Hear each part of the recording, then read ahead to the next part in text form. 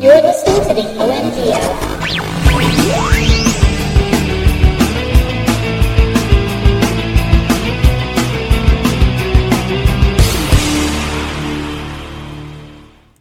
Welcome, everybody, to episode number 327 of the OMG Hour. This week, we will be your overbearing magical genies, and I am one of them. I am Sean Evans, otherwise known as Zion Tane. And I am Tico, Mr. Second Place. One of us should have been blue for this then, I guess. Maybe in post-production, I'll color us all blue. Just turn one of us into a Smurf. Absolutely, absolutely. You know what I'm going to do right now, Tico, before we get started, before I forget to do it, and then have audio go over top of us while we're talking? I'm going to get the YouTube chat up right now. Okay. All right. And so now that you know I'm doing it, hopefully I can get it up before we hear anything. There we go. I got it. I am very proud of everything you ever have done. I know, right? Right? Anyway, here we are, episode 327. Beginning of May. Today's what, May 3rd? May the 3rd. It's a May day the before 3rd. my wife's birthday. And a day before Star Wars Day. It is. She is a huge fan, so the fact that she was born on Star Wars Day makes her very happy. Excellent. Does it really, though? Yeah, and she's actually May 4th, 77. That's her birthday. Shut up. It is. She was literally born on Star Wars Day. She was born on Star Wars Day. Well, no, but Star Wars Day is actually May 25th, 1977. Well, she was born on May the 4th, 77. So she was ahead of the game. Well, because otherwise how could she have seen it? You know, she needed, She came out. She was a fan as soon as she came out. Exactly. Excellent. All right, what are we doing today? We are going to talk a little bit about another game that we played a couple weeks ago, but it took me this long to get the video ready. It renders slow. It's a game called Hero Realms. So we did another episode of Flipping Tables. We played another tabletop game, and Hero Realms is a fantasy-based deck builder game. Now, Tico, you and I are fans of deck builders. We are. We both like these. I really, really enjoy this game. We played the base game with the heroes for our episode. Right, and the heroes are basically new starting decks. Yeah. Right, with a hero theme. So I played with the wizard. So I had a wizard themed starting deck, and you had a hunter themed starting deck. Yeah, so the ranger. Ranger. So basically, it's like there's a couple of cards that are themed towards your character, but the rest are all your standard regular, starting your money, cards. your purchasing power, your basic attack. Right. The ranger starts with a couple of arrows and a bow. That's right. If you combo your arrows and your bow together, you do extra damage.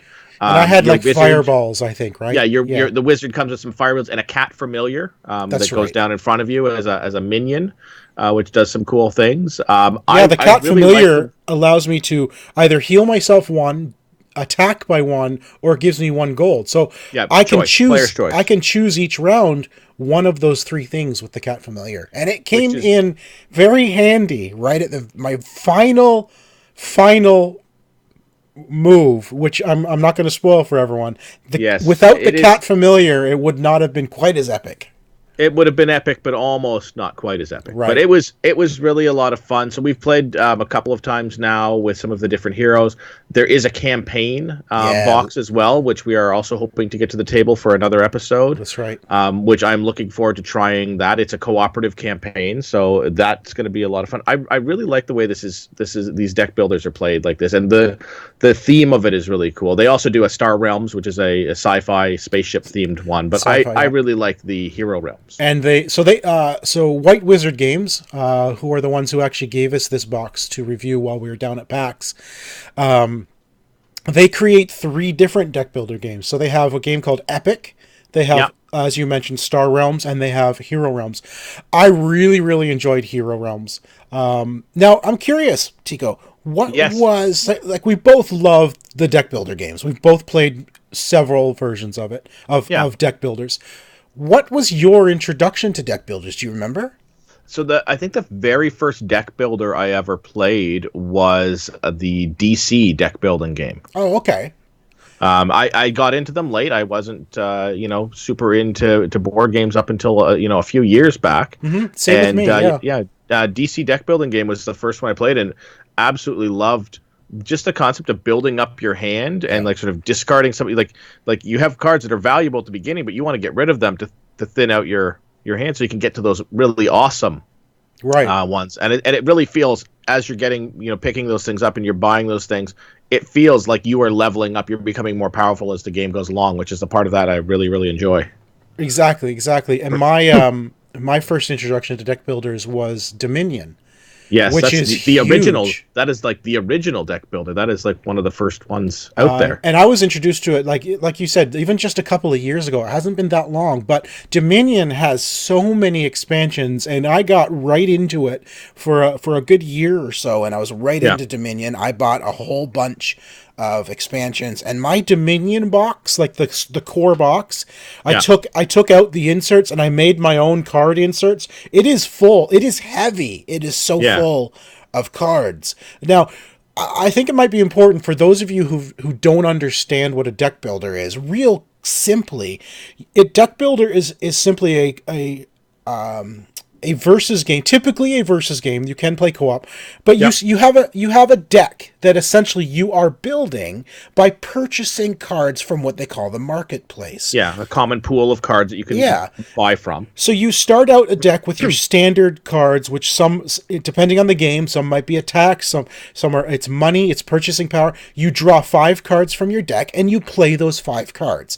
If you have, say, 4 gold to spend, you can now purchase a card from the market for up to 4 gold, or multiple cards, whatever, right? For as much as you have to spend. Those cards go directly into the new cards go directly into your discard. When you're done your hand, that 5 cards you had to spend or use go into your discard. You draw 5 more from your personal deck.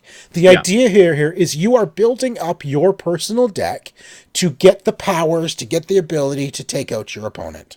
Yeah, so your basic cards will be attack 1 or 2, buy, purchasing power of 1 or 2. But then the cards that you're purchasing will have some really cool powers on them, like the DC deck building, for example. Like you get superpowers. The hero realms, you get you can purchase like bodyguards and stuff like that, and they'll go down in front of you and play and increase the attack and purchase power that you end up with. And that all depends on the theme, all depends on the game. Like Dominion, like you said, the original, doesn't have stuff like that. It's more about gaining...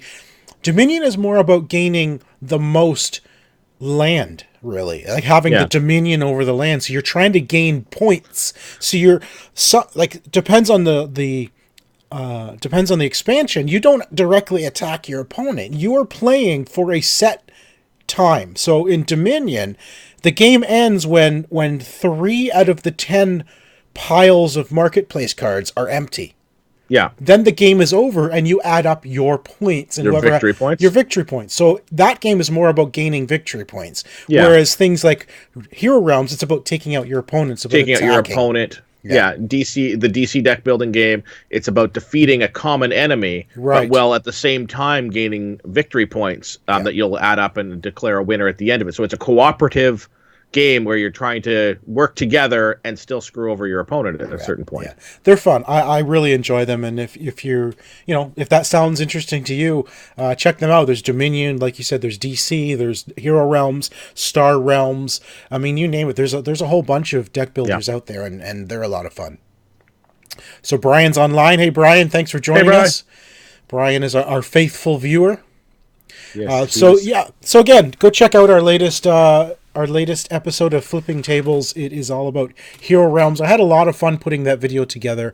It took a while, but I had fun doing it. It was cool. And as we get through more and more of these, I think that we're developing some tactics to make that put together portion of it a little bit easier for you, hopefully. Not really. That's not how video works, my friend. Tactics. I'm thinking of I have some ideas. We'll talk. We'll talk. Video editing doesn't get easier with I just know, but filming. I have some ideas that may help that portion. I mean, mostly it's because we're doing card games, right? So Yeah. I have to get all the graphics for all the cards and put them on. And that's really what takes the time is, okay, oh, we just played a card. Now I need to get that graphic, put it in, animate it, that sort of thing. It's just, Yeah. If we don't play card games that I have to show all the cards so it's easier to kind of follow along, then it will be easier.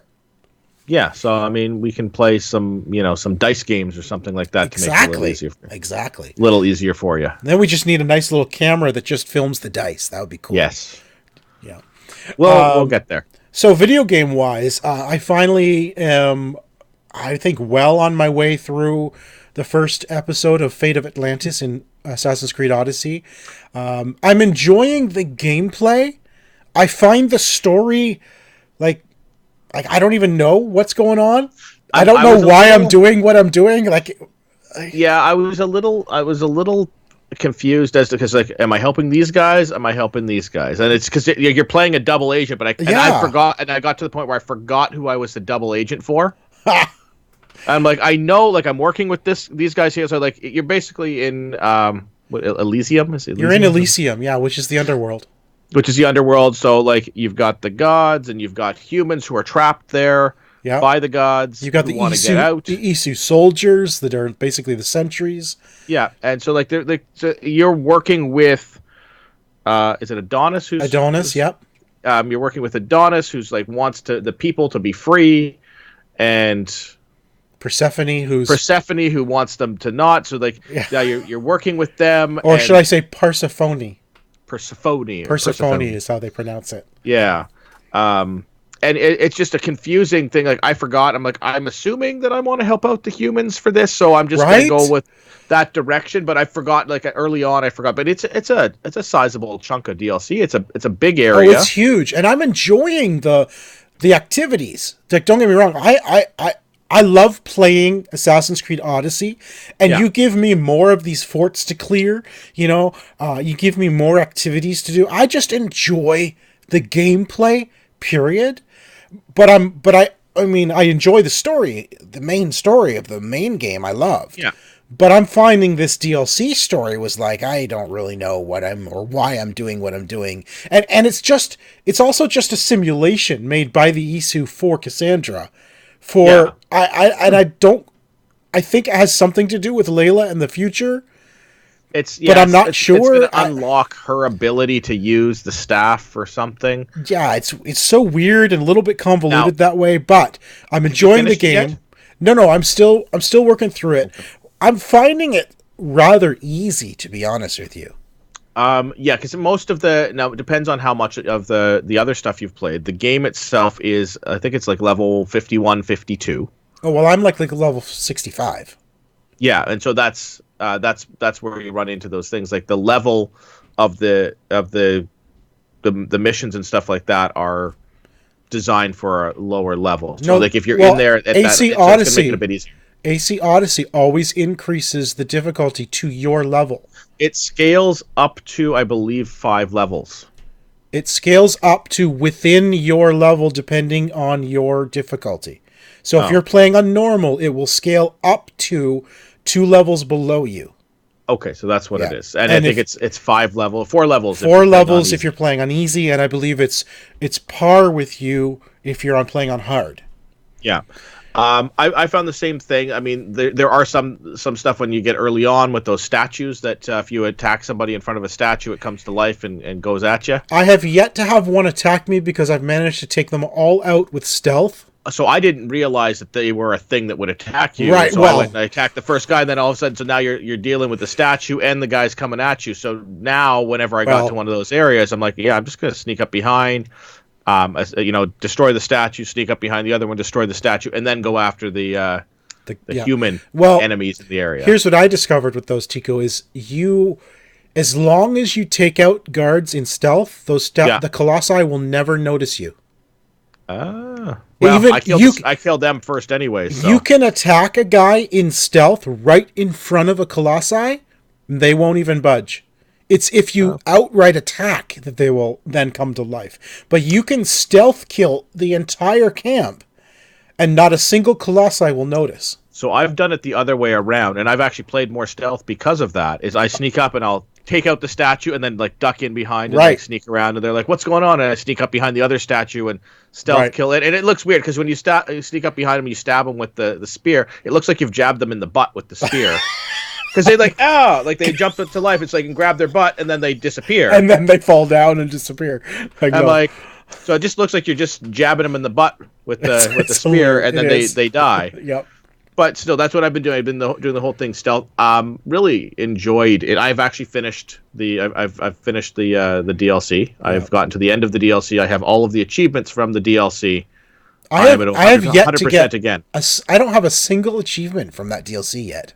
They are, I believe, most of them. I think there's like 3 or 4 pieces, and they're all like story aligned. Like as you get to a certain part in the story, you will get that. I think one of them is like clearing, like unlocking a certain number of things. You'll get to all of those. Well, yeah, I mean, I've cleared 3 out of the 4 regions already, and I'm moving on to the 4th one. So, but yesterday I saved my game. I created 2 saves because I got to the point where I had to make a choice, between Adonis or Persephone. And I'm like, well, I'm just going to save the game here because I'm really interested to see, is this really a branch in the story? Or is it the same same end goal Is it the same end if I choose one or the other? Like, it was the first time, actually, they've never made that kind of a choice, even in the main game. They never gave you that, do this or this. And it felt like a branch. So I did one thing, and it kind of activated another quest to, I guess, clean up your decision, or so that the other person didn't find out type thing. Yeah. So I don't really know what the actual result is of that. So I will tell you, it is the end of the DLC does leave you with a very nice cliffhanger. Oh, good. That's okay. I don't mind that. Yeah, like it basically, like you're looking, it's like, well, I can't wait for the next piece of DLC now. So that is nice. Cool. All right, you played a lot of Assassin's Creed. I did. Week. This was my Assassin's Creed week. So I also hopped in and I finished Assassin's Creed 3. I forgot how short that game is. Story or finished? Story. Okay. Yeah, I finished the story. So all the main story missions, all the side missions, like the sides, like missions that they give you. I haven't done like all of the collections and all of that stuff yet. I forgot how short that is. It's one of those ones, and this has happened on a couple of those ones of that. Like Rogue was the same thing. It just like the end just sneaks up on you. It's like you do something, you're going through, you jump through, you do a thing, and then all of a sudden credits. I'm like, oh. Well, as I was playing Fate of Atlantis with the new world Elysium, I'm thinking to myself, man, Elysium is like the size of an entire Assassin's Creed game. Yeah, like this was your DLC is the size of something like Assassin's Creed 2. Yeah, like 3. Like there's you've got New York, you've got Boston, and you've got the Homestead areas. Right. And they're not huge. They're not huge, and they're not packed with stuff. No, either. I mean they were Xbox 360 era, right? Yeah, like I'm glad I got to play it again, but it did end pretty quickly. I still have the DLC, the Tyranny of King Washington. Not even worth playing, my friend. Well, it's there. It's on the disc. I'm going to play it. Anyways, I've jumped into Liberation. It's so bad. The Tyranny of King Washington is so bad. It's terrible. Well, now I don't even want to play it. No, I'm done. I'm done with games, Sean. Done. Don't even play another game. It's that bad. All right. I did also start Liberation, which is also on the same. Good game. Same thing, and so that I've never played before. That was the PS Vita one originally, and I know they ported it out. It actually looks fantastic for a game that originated on a handheld device. Yeah. I'm impressed with that. So I'm in the first 45 minutes or so of that game still. So am I Aveline? Is that right? Aveline Legrand or Aveline? Aveline. It's Legrand, I believe, right? I don't know her last name. I didn't check her last name. Actually, she, at the time, she was actually one of my favorite assassins. I mean, I thought it was a great game. Now, it adds a few different elements that you don't see in any of these other games, which is kind of cool. It absolutely does. Yeah, with the outfits. Yeah. And they have a little change station, basically, where you can change into a different outfit to take on a different persona, to blend in. right? Yeah, to blend in or to complete a mission in a different way. Right. Interestingly enough, some of those outfits remove all your weapons, so you really have to be careful. Okay. Right? You can't. I will. Yeah. Yeah, I will play some more of that. I'm still getting like tutorial pop-ups and Right. stuff like that. That's how early in the game I am with Excellent. that. I just mentioned something like with favorite assassins. I honestly think Cassandra is my all-time favorite assassin right now. Of all of the assassins, Of all of them? for some reason I am way more fascinated with Cassandra now with Odyssey than I am with any other assassin. And I mean, it's not just because it's current, because Bayek I was never a huge fan of Bayek. Yeah. But I think Cassandra, and I think honestly, 165 hours in AC Odyssey, I've probably literally spent more time with Cassandra than any of the other assassins, including Ezio. And Right? he's in And he was in games. 3 games, right? Yeah. But those 3 games combined were not 165 hours. No, like they were shorter games. Like I found that with with both Rogue and 3. Like Yeah. the storyline is quick. So if you are not going to run back in to pick up other stuff, extra things and stuff like that, they can be short games. Yeah, they are for sure. Yeah, good games, but short. Yeah. But that just shows the evolution of these games, like the evolution of games in general, to how much bigger these games are. I remember playing Lost Odyssey. Yes, I mean, what 4 year discs. Yeah, huge game. I Yeah. remember being absolutely astonished that I spent 100 hours in that game. Like, that was unheard of. Yeah. Like those long games like that. And those were like 40, 50 hours, and that was that. And then we're spending significantly more time. I mean, even with the these games. early days of like Call of Duty, even, what was the campaign? 4 or 5 hours total tops. Yeah. At one point, Oh, right? yeah. A lot of games, 4, 5, 6 hours, and that was considered a lengthy playthrough. Yeah. Now it's like 6 hours is like your tutorial. Yeah, if you're not getting a 30-hour a 30-hour game, it's like, well, what's the matter with you guys? How is this not a budget title? Right? Exactly. Wow. Yeah. So I did also play, thanks to Glenn, Days Gone. How much did you play it? Just get into it, start? I've played probably about an hour and a half so far. So the first few missions, getting used to the controls and stuff like that. You got to the part you played in the demo with the gas station? Yes. Yeah. I've finished that. Did you survive it this time? Yes, I did. I knew where You knew where the kids were? I knew where the kids were this time. I was out. Me I was too. Out, like I was out with my bat ready. I'm like, yeah, I know what you guys are gonna do. Right? Like, it's immediate. funny. It's funny because you played that at PAX, and because those two, I don't know what they're called, but they look like kids. Yeah. When they attacked you on the roof in the PAX demo, Yeah. as soon as I climbed up the roof, like, I know where I am. Get ready. Yeah, and the same thing. Like normal, and I think in the demo I got up there and like, okay, they're little. I think gonna be there. A little bit of that hesitation. Yep. And that was that. But now I'm like, nope. Yeah, boom. Yeah. Yep. But it was your PAX experience that warned us both to what was coming. Absolutely beautiful game. Really enjoy how it is. Like ammo is scarce. You have to be careful in that game, right? You can't just shoot off your gun. You're going to run out of ammo, and you're going to attract more freakers. Yeah, and that's I'm using the bow. Oh my gosh, the bow is amazing. Which is great, but I'm trying to figure out, okay, where are there more trees so I can cut down to get more arrows? Right, and scrap. You need to, get the cars for scrap. You get the trees for arrows. But do you find the game, like, does it feel like a survival horror to you? It does. You feel a little that tenseness as you're playing through. Like I don't know where something's going to jump out of. I just did the mission with the aid station where you have to fill the thing with gas. And the FEMA station or whatever it's called. Nero. Yeah. And then you have like when you get the power back on, the speakers cut in. And yes. And I'm thinking, oh crap, shut up.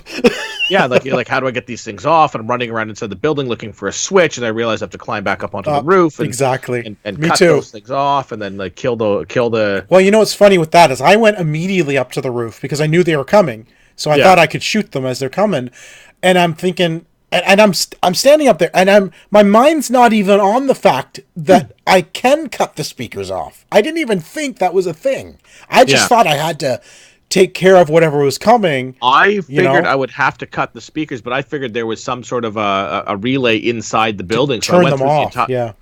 And I will tell you, I jumped when you pick up that first cassette tape thing. Oh gosh, yes. And it starts talking to you through your controller. Yes. I'm like, wait, where's that going? Oh my. Right. Like, okay, that's a really cool mechanic of using the speaker and the controller, but it's like talking to the controller. Like, Division does that too. It uses your speaker on the controller when you get notifications from the Division. So this week, Borderlands 3 gameplay reveal. Huge game. They had a big thing. They had a lot of streamers, a lot of people there to show off. Randy Pitchford was up on stage, and they had live gameplay of Borderlands 3. Yeah. You know, lots of new stuff coming.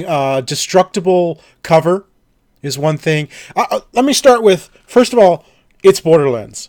It looks like Borderlands, and because of the way Borderlands is, visually, I would not say it looks like a next-gen game because it just looks like Borderlands. It looks like you would expect Borderlands to look like, which I think is an absolutely brilliant strategy in building all of their games with this. Because like you can play 1 and you can go straight to 3 without really noticing the difference. Too much of a difference. Like it looks fantastic for that. Like it looks great because it looks exactly. It has a very unique art style that doesn't get better with graphical prowess. Yeah, it's a consistent universe. And so I'm thinking to myself, well, okay, great, it's Borderlands, looks like Borderlands. What makes it a next-gen game?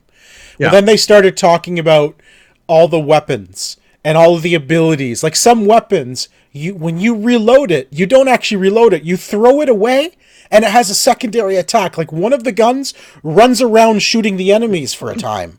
Until it blows itself up. Another enemy... Guns with legs. Guns with legs. Another gun becomes like a rocket, or it becomes grenades, actually, when you throw it away. Destructible cover. So you can get behind cover, but even if the enemies are behind cover, you can shoot that cover away now. Yeah. Right? So... that's more power. You can do stuff like that. The effects on the guns. There is a gun they showed off that actually has a musical effect. It's shooting like these notes, like frequency beams and stuff. And it's colorful. It's hilarious. And then they added like little things like that just make the gameplay and the experience better. Like when you go up to an ammo vending machine, you don't have to go in and individually buy your ammo anymore. You can just say buy ammo for my weapons. Buy ammo and it refills all your ammo. Now you can go in and choose, I only want this ammo. Yeah. But to make it quicker and faster, basically the whole thing's all around how do we make the gameplay more fluid and more satisfying for the player. Yeah. And one of those things is just walk up to a vending machine and refill all your ammo instantly. And that's really cool. Like, it's those little things that really improve a game. Yeah, I'm really looking forward to this. I'm a huge fan of the Borderlands stuff, but I really like what they do. The humor in the game is so much fun. Like, reading this here. Guns that grow legs, hunt down targets, and verbally insult them. Yes, and they literally do it. They literally do that in the game. That's not just something they're saying. The gun is going to run around and insult people. I am a fan of that. I mean, I just loved the last and 2. You're playing through the whole game, and Handsome Jack is like making fun of you. The whole. Butt unicorn and the whole thing. It was just a fun game. I love the way they make a fun game without taking themselves too seriously. I am looking forward to this edition of this. Not only that, but a lot of the previous characters are in it as NPCs. Yep. In fact, it's Lilith is now the new I don't know what you want to call her, the one who's directing everyone, Yeah. which is cool. I think for me too, because I always played as Lilith in Borderlands 1. Lilith was my character. So to see her take on a leader role in the third one is kind of cool because she's my character. And I believe, Maya is in the new game, right? Maya's the new character. Maya is, no, it's Amara. Maya was from Borderlands 2. 2, yeah. Which was also my character. And I think Maya is in this as well somehow. I think all of the characters are in as NPCs at some point, somewhere. Right, yeah, and they showed Zero as well. Now, here's the biggest change to this. This harkens back to what we all thought this was going to be called. Border Worlds. Remember, we thought it was going to be called Border Worlds? And that is simply because Borderlands 3, now your sanctuary, and it's actually hub. Remember the first game, this town was called Sanctuary? Yeah. Now you are in a spaceship called Sanctuary 3. And Randy Pitchford made a comment. He says, we don't talk about Sanctuary 2. So, which was kind of funny. So Sanctuary 3 is your home hub. That is a ship that allows you to travel between different freaking planets. Not just Pandora. Not just I'm looking forward to this. It gives you new enemy types. It gives you all sorts of new fun stuff. They also did announce to the season's pass there's going to be 4 substantial story related DLCs. I believe it because their DLCs have always been huge. Yeah, remember the Dungeons and Dragons themed one? It was it was huge, massive. Yeah. The other thing too I think about the weapons, which is new, is every weapon has a secondary mode. Yes, like you can have a pistol, bullets, like just a regular old pistol, but its alternate mode throws grenades or rockets or something. And every weapon has an alternate mode that literally doubles the number of weapons you have. Yeah, and there's certain skills that you can unlock too in your skill tree that will make even more use out of those as well. And I think somehow you can. Did I hear him say you can customize your weapons, or maybe I misheard it or something? I don't know about customizing the weapon. I'm not sure. I know there's some customization with your characters and stuff that you can do, but I'm not sure about for the weapons. How cool would it have been if they created some kind of a weapon crafting ability? Like take this weapon and this weapon, break them down and combine them. Yeah, just have the old components of each weapon that you can then make. The Dead Rising thing. Like if you jam a fire, like a flamethrower and a shotgun together, you get a fires like flaming shotgun bullets. Exactly. Like, I mean, their weapons, ever since Borderlands 1, their weapons have been randomized. Yeah. Right? Every weapon you get is a randomly generated weapon. Well, why not take the components? Because obviously that's how you randomly generate a weapon. You have components that the algorithm randomly chooses and puts together. Right? Yes. So why not allow you to take a weapon you found, or several, break them down into components that you can say, I want this, and I want this, and now I have a new weapon. That would be cool, right? To be able to customize what you get. Yeah. You become your own algorithm. Maybe for number 4. Maybe. That would be cool, though. That would be awesome. Because I don't see that as... I don't think that would be a hard thing for them to look at doing, because their algorithm already does that in order to randomize the weapons. Well, you had, I think it was in 2, where you had that machine where you could toss weapons in. Yeah. Toss 2 rare weapons in and hopes to get a legendary or something like that. And it's the same idea, right? It takes what you threw in and randomly generates something better. Yeah. Right, so maybe allow you to do that breakdown and create. I'm repeating myself. But anyway, I'm excited. And that comes out on my mother's birthday, September 13th. Is this what she wants for her birthday? I think it's what she wants for her birthday for me. Okay. You know how that's that one works. of those things like, look, Mom, I got you a video game. Oh, right. I don't want that. Okay, I'll take it. I'll take it then. Exactly. So now I know what to buy my mom for her birthday. Yeah. Something I want. Yeah, that's how presents work. Exactly. All right. So thanks to your quick typing, we Yes. actually have a 7 degrees of translation this week. I will point out, I believe it was on Tuesday, I texted you and said, I've got my 7 degrees done. And you were like, okay, I'll do mine. Yeah, And then I had fully intended on doing that, and then I didn't. 5 minutes before we start recording, he's like, oh, crap. Guess what I didn't do? Reading through the show notes. Oh, yeah, we're doing that. Oh. But I have half-assed it and put together some stuff. All right, well, let's roll the intro for it, shall we? Okay. OMG.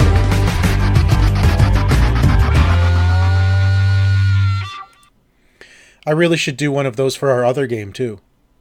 Yeah, come on. What's the matter? You know, if I have the time to do a 7 degrees, Sean, how do you not have time to throw that together?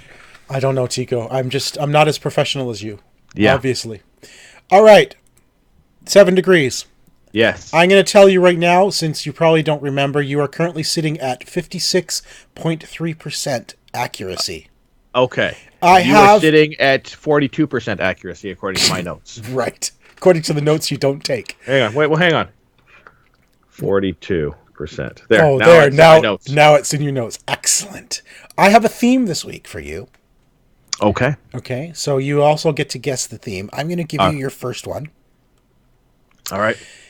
Okay. Oh, the translations are, I went Russian, Latin, Arabic, Hebrew, Danish, Swedish, and then English. Your first one, my friend, is a very interesting translation. It is Maggie Americans. Maggie? Maggie, as in Maggie from The Walking Dead.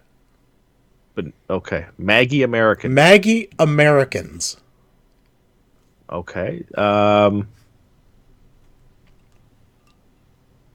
Maggie Americans. That is a weird thing. It is very strange. I don't know where it came from. I double checked, and sure enough, it comes out to that every time.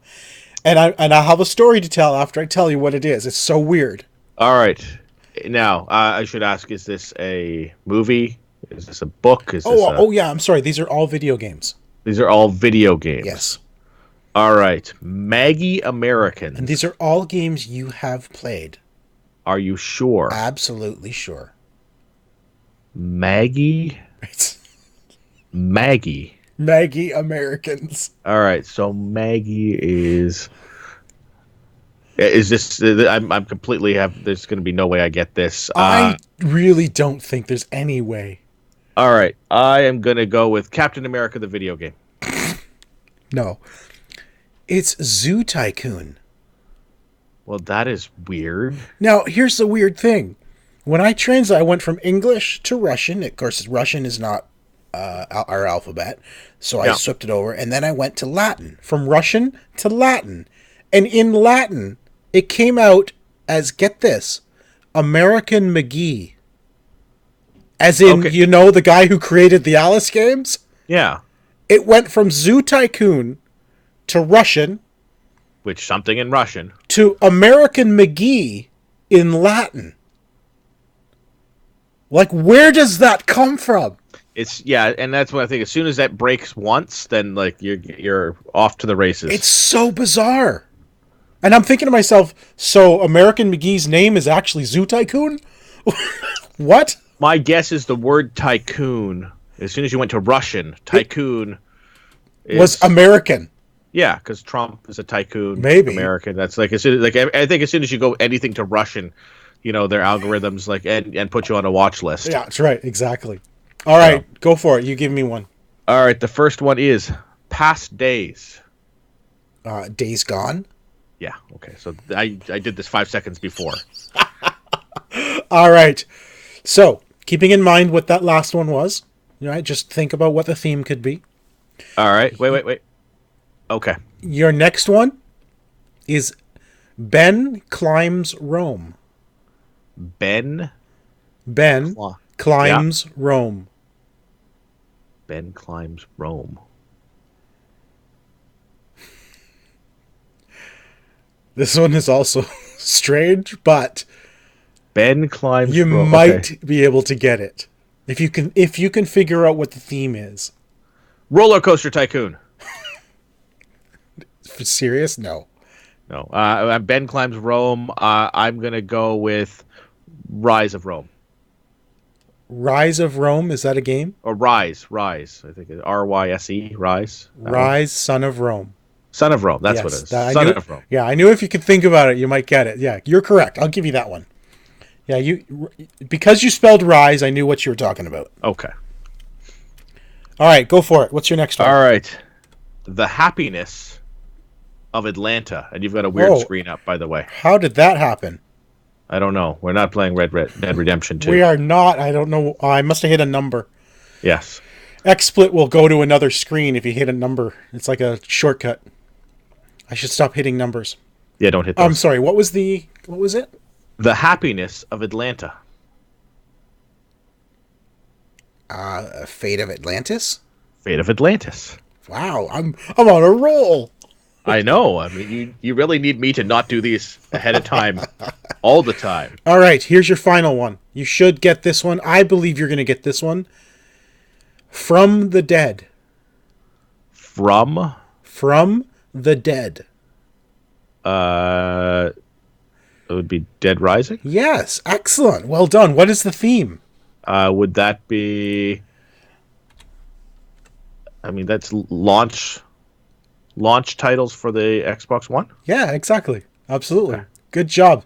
You are now at 56.9% accuracy. All right. I went up a little. All right. You did. All right. Yours is A Lawyer Wrote About Phoenix Mouse.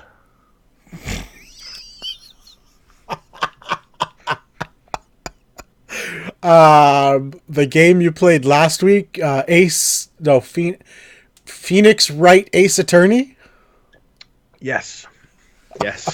I don't know where the mouse comes Say that again. What was the translation? A Lawyer Wrote About Phoenix Mouse. That's great. That is awesome. That is a children's book right there.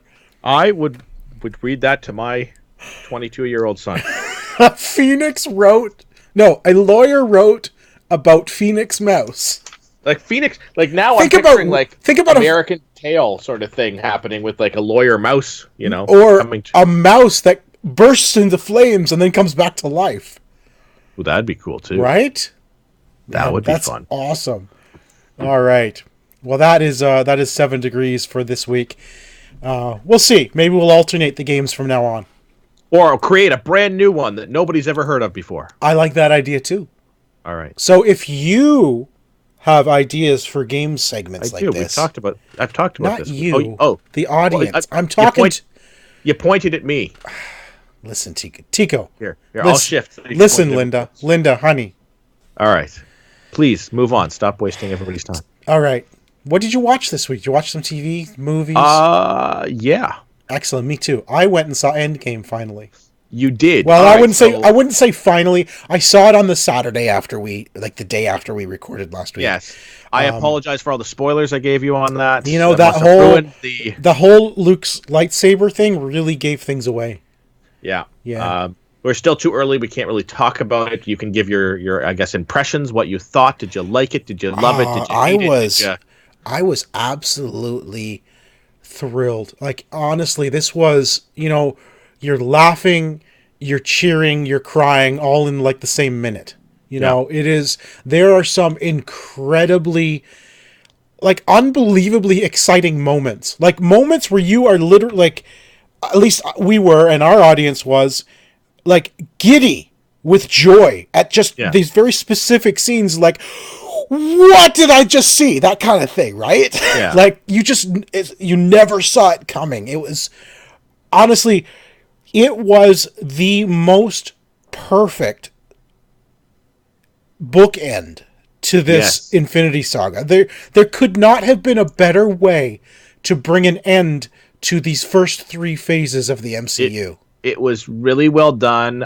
We're probably about 2 weeks away from actually spoiler discussion on this. That's actually Monday, apparently. Oh, Monday's okay? According to the Russo brothers, Monday, because here's what's going to happen. I've been reading about this. Monday, there's going to be a new trailer for Spider-Man Far From Home that apparently comes with a spoiler warning. Okay. A first ever for this industry, where a trailer is going to have a spoiler warning because apparently there's some scenes in the trailer that will spoil Endgame. Yeah, okay, I can see where that may come from. I can see some Right. of those maybe potential discussion pieces which might Exactly. So apparently Monday is the embargo for all right. So spoilers. then there we go. Next week, we will have a spoilery discussion about maybe post show we'll do a spoiler. We'll do it, yeah. And then anybody who really doesn't want to hear that can log off. But so next Friday's show, we will have some post show spoiler talk. Yeah, Absolutely. post show spoiler talk, because I would really like to discuss some of the things from that movie in a spoilery fashion without ruining it for anybody who hasn't seen it. Absolutely wonderful finale. Like, I want to call it a finale because it's really what it is. It's a finale to the first 3 phases to this Infinity Saga, right? Yes. This brings closure to the story that started with Iron Man in 2008. Perfect ending, perfect bookend, with Spider-Man being like sort of Spider-Man, they're saying, is the actual ending to phase 3. But it is the beginning of the next story arc. Yeah. So right? at the same time, now it's not being included because I sent you that thing the other day about that 22 film. Yeah. It is. Yeah. Monster saga. The 22 films is the Infinity Saga. Mm-hmm. Okay, but Spider-Man: Far From Home is the final chapter of phase 3. What they're calling phase 3. Phase 3. Yeah. Right, but it's not considered part of the Infinity Saga. It is the jumping off point for phase 4. It's where phase 4 will start. Yes. Right? And Far From Home apparently starts like minutes after Endgame. It starts immediately. Yeah. It's not like a month later, it's not a year later, it's like Endgame ends, Spider-Man starts. Which is kind of cool. And that's probably exactly why they need to have a spoiler warning for the trailer. Yeah, I'm looking forward to that one. When is that? When is Spider-Man? That's June? July? Yeah, early July. July 2nd, I think. All right. I'm looking forward to that, too. I'm looking forward to our spoiler chat on that. Yeah. While speaking of finales, I want to talk about the Gotham series finale. Now, no, you're not caught up on Gotham, are you? I am not. I have like 7 episodes. Okay, so here's what I want to tell, and this isn't a spoiler because I'm aware of. I've seen. Batman. I've seen pictures. But here's the thing. Wait, he's Batman? What? Bruce Wayne That's is what Batman? they're going with that? Oh man, way to ruin that! I would have never guessed. Commissioner Gordon is actually Batman? Anyway, here's the weird thing about this. I want to say I enjoyed Gotham all the way through from start to finish. Okay. Yeah. This last 13 episode finale series was good. Episodes 1 through 12 finished off the stories that started 5 years ago. Yeah. And then the final episode jumps ahead 10 years. At the very end, Bruce does his thing. He leaves, like we know Bruce does in his origin story. He leaves Gotham for 10 years to train to become Batman. Yeah. Then they come back 10 years later, and it's essentially, I want to put it this way. Episode 13 had absolutely no business being in this season. No business whatsoever. Like, it literally was, why bother doing that episode at all? We did not need to see it. It didn't go anywhere. It served no purpose at all. And I'm not being facetious here. It literally served no purpose. It told nothing to us. It didn't even show Batman until the last 5 seconds of the show. And there was no point in that episode at all. Episode 12 was a perfect ending. Well, and that's the thing with Batman. It's one thing if we don't know who Batman is. We don't know where the story goes. Then, yeah, you need to show us, hey, this is what's going to happen with these characters. But we know what Batman is. And we know this is a prequel. So just show us the prequel stuff. That's it. We don't need to see. We've read the comics. We know. We've seen the movies. We know where this goes. There was no, like, I say it again. There was literally no purpose to having episode 13 be 10 years in the future, because what are you going to tell in 1 hour that we don't already know? You know, Yeah. we didn't need to see that. Like, it was a perfect ending. Episode 12, it was a conclusion to the season's story, and a conclusion. It was at that point when Captain Gordon became commissioner. It was Bruce left the city we knew where he was going, you know, and that's where it should have ended. It should have ended right there. So, I mean, listen, I loved the show. I thought it was well done. I loved the characters they brought in. I think they did, you know, they took some liberties, obviously, but it was a good show. I enjoyed it. I just feel like, what was the point of that final episode? There was no point. It had no reason to be there and should never have been filmed in the first place. Yeah, so to have that as like a standalone, I don't know. Not even. Like, it was pointless, honestly. Wasn't necessary. I started watching Whiskey Cavalier with Dorothy. We are now completely caught up. We watched like 2-3 episodes a night for 3 days and got completely caught up. Whiskey Cavalier is a new spy comedy drama. Yeah. You know, it reminds me a lot of Leverage. Like along the same tone as Leverage. I don't know if you've ever seen Leverage. I have not watched Leverage, but I'm pretty sure Aria loves Leverage. Yeah, it's along the same tone as Leverage, a little bit more focused on the two main characters in Whiskey Cavalier, whereas Leverage is more of an ensemble cast thing. But we're starting to see some of those cast members in Whiskey Cavalier come out as well. I'm an episode behind, but really, really enjoy that show. It's a lot of fun. Horribly named. It's a terrible name. It's a terrible name. Like, if I didn't know, like, quite honestly, if Maggie wasn't in this, if I hadn't read somewhere like that she Lauren Cohen was going in and doing the show Whiskey Cavalier, I would have never started watching it. No, it does nothing to draw my attention to it. Lauren Cohen is the only reason I was interested in the show. I mean, it's got Scott Foley, who was also, you know, I'm 3 episodes away from completing Scrubs, like for my 5th or 6th time. But Scott Foley was in Scrubs for several episodes, many seasons actually. He played Elliot's boyfriend Sean. Yes. So, you know, he was in it for a long time. So I know Scott Foley as Sean from Scrubs. But yeah, Lauren Cohen is the only reason I watch it, and I knew it was a spy thing, which I like because I go back. I love Alias, one of my favorite shows. Yeah. This Alias wasn't as off the cuff humor like this is. Yeah. But it's enjoyable. You know, I think it took an episode or 2 for Dorothy to kind of get into it because it's a little bit silly at times, which isn't up her alley. But there's enough action for it to make up for the silliness. You know, but yeah, terrible name, and I don't like Whiskey Cavalier is Scott Foley's character's code name. Yeah, right. Well, no, he's Whiskey and she's Cavalier. No, he is Whiskey Cavalier. That is what's so weird about the title. I thought that was each of their code names. It's not. No, because his name is Will Chase, WC.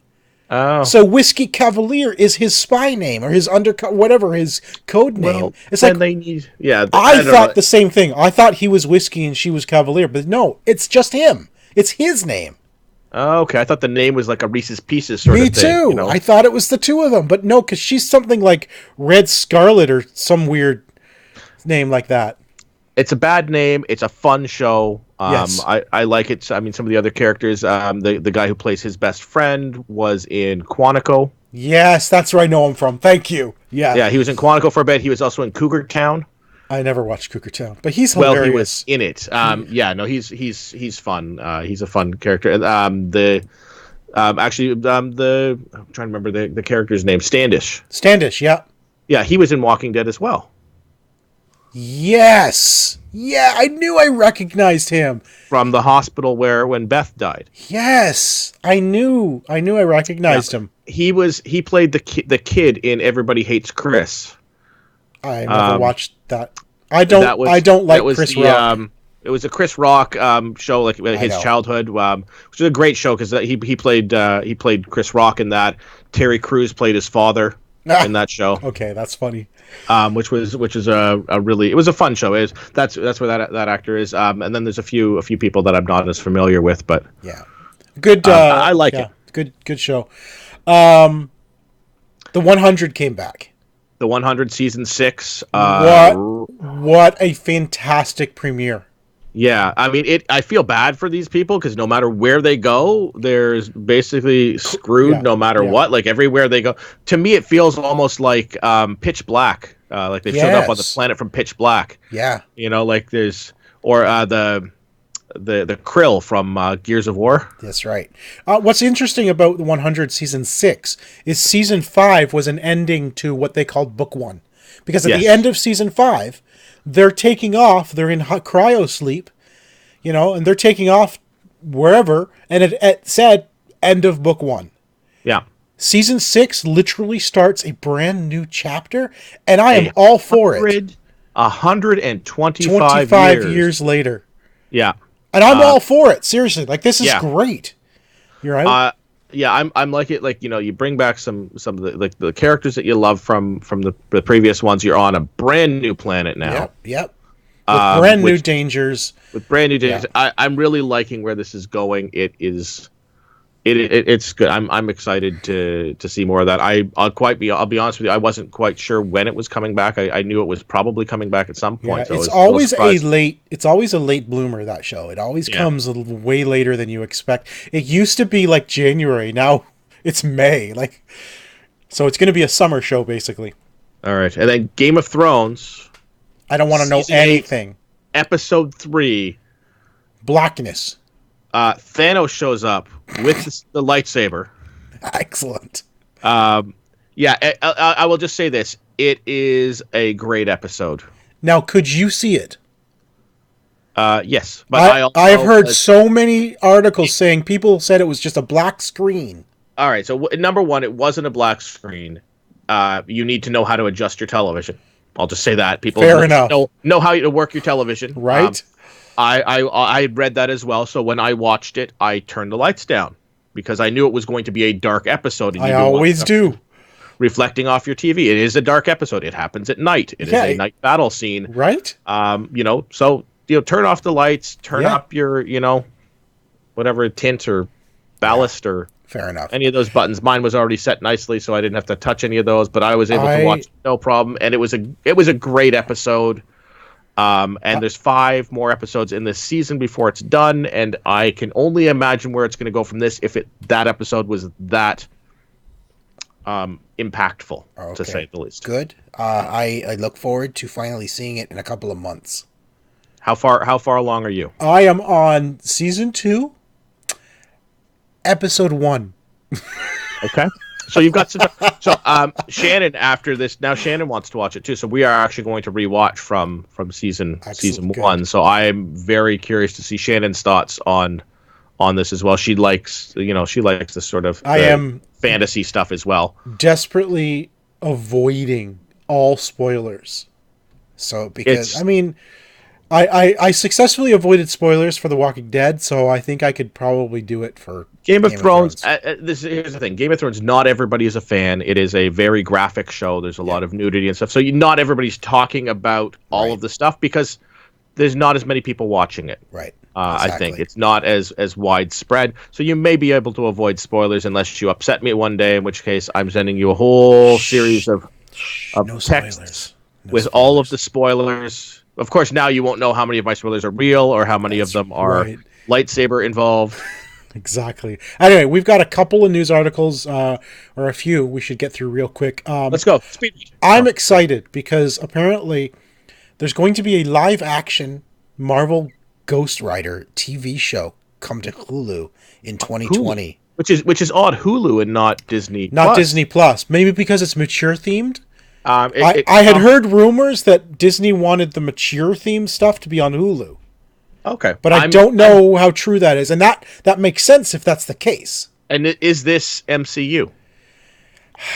They didn't say. Now, I would make this speculation because the the actor playing Ghost Rider is the same actor who played Ghost Rider in Agents of S.H.I.E.L.D. Is it? It is. For sure. Well, I mean, I read something about him reprising his role as Ghost Rider, and it's not Nicolas Cage. So the only other time I've seen Ghost Rider existing anywhere was Okay, I did not see anything about who was going to play him. I saw an article. He's going to be played by Gabriel Luna. Yes, you're right. Marvel's Agents of S.H.I.E.L.D. Yeah. That So he is played Ghost Rider in Agents of S.H.I.E.L.D. right. He did. That's pretty amazing. So that to me tells me these will be in the MCU. Yeah. But I'm going to say Ghost Rider. Oh, the other show they're coming is Marvel's Helstrom, which I am absolutely not familiar with at all. But Ghost Rider has been a favorite of mine for years. I used to read the monthly Ghost Rider comic when it was Danny Ketch. This was before Robbie Reyes. So when Danny Ketch was the second Ghost Rider after Johnny Blaze. Well, there was way more than just that, but yes. Well, there's been more. Like, there was Johnny Blaze, then there was Danny Ketch, and I think there was someone between Danny and Robbie. Yeah. Right? So Robbie, the cowboy one from the movie too. Well, that is probably canon, but not an actual comic. That would have been the history of Ghost Rider. But actual comics, there's been 4. But I love Ghost Rider as a character. I just everything about Ghost Rider I love. So I'm really excited for a Ghost Rider TV show. That would be awesome. I loved the fact that he was in, season 4 of Agents of S.H.I.E.L.D. They did him really well. It was really, really well done. Yeah. And speaking of things being well done. Well, hang on. Before we move on, real quick, I'm just reading at the end of this article where they're talking about some animated stuff, including Marvel's MODOK, Hitmonkey, Tigra and Dazzler show, and Howard the Duck. Yeah. And they're all going to culminate in a special event called Marvel's The Offenders. Cartoon, though? I think it's all cartoon, yeah. Yeah. Do you think they would... No, they wouldn't make cartoon part of the MCU. Unless it's Howard the Duck, in which case, go for it. I guess.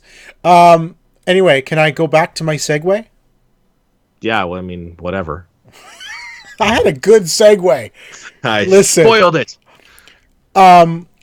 Sonic the Hedgehog movie, a lot of us saw the trailer.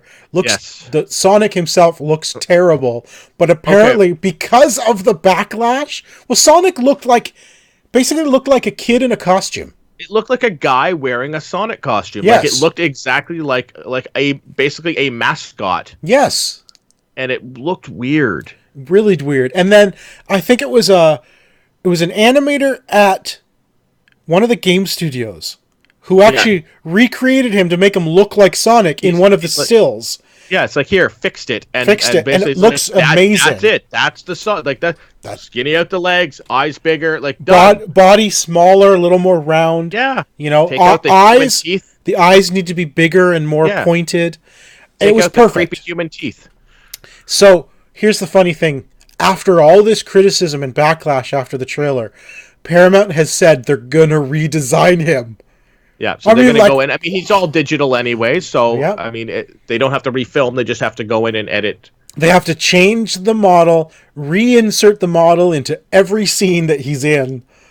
I mean, literally, because it's CGI, it's literally like a replace, right? Yeah. So as they render the movie, it's referencing a model. You change the model changes. Now, depends on how they change him, I wonder how much more editing they might have to do. Like if he's grabbing things or touching things, they may have to go fix those scenes, right?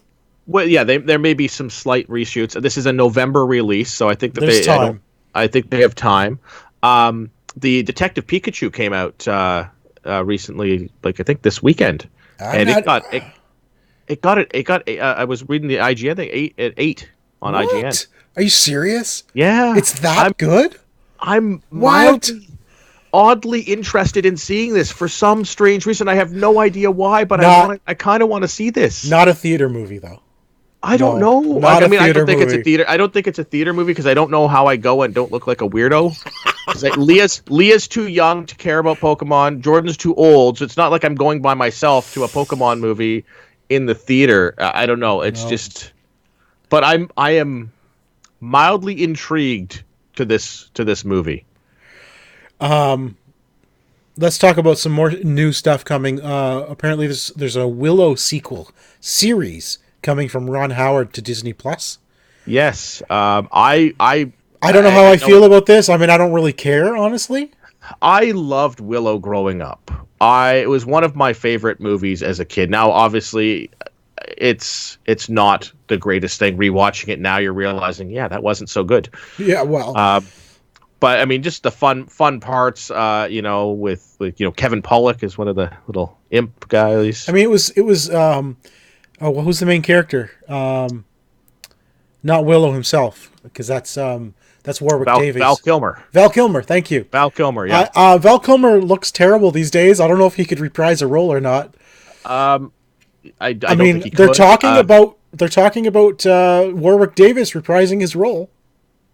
Well, I mean, but is he reprising his role as like the new village elder who's sending off the next batch of? Isn't he Willow? He's Willow, yeah. So but that's like stuff like The Hobbit. Like it doesn't necessarily have to be Bilbo going out. Yeah, I don't know. I don't even remember the story, but anyway, that's coming. Well, let me tell you the whole story. We don't have time.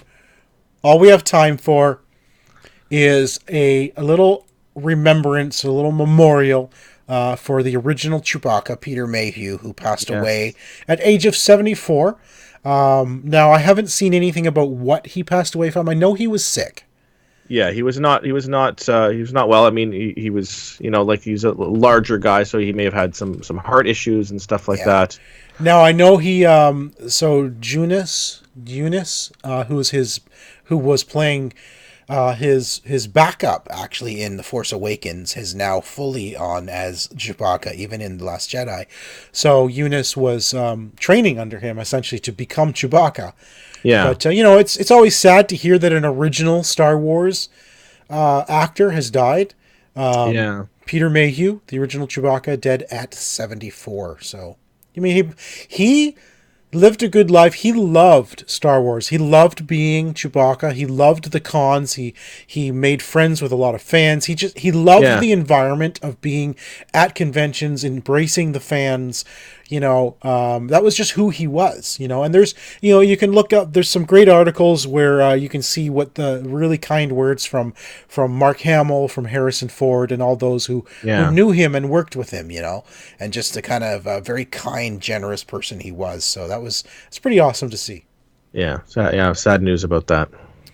So that is it for episode number 327 of the OMG Hour. Of course, I am Zion Tane everywhere. You can follow me on the Twitters, online, my PSN ID, all of it. That is all the places. All the places where you can find me. I am Zion Tane, XIANTAYNE.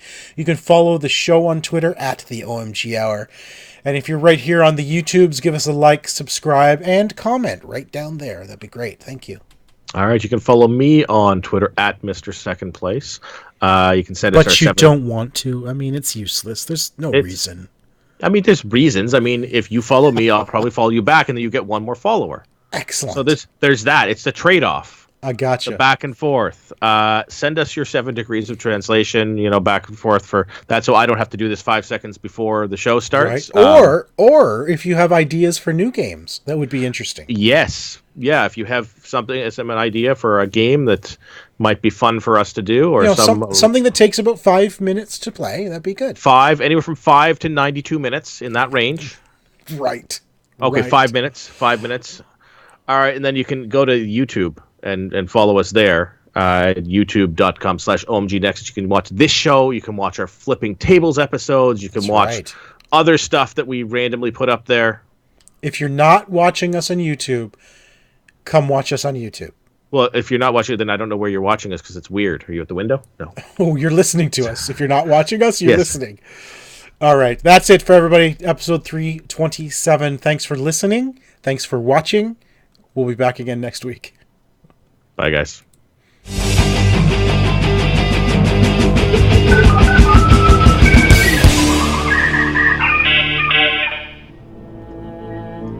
This has been an OMGNexus.com production.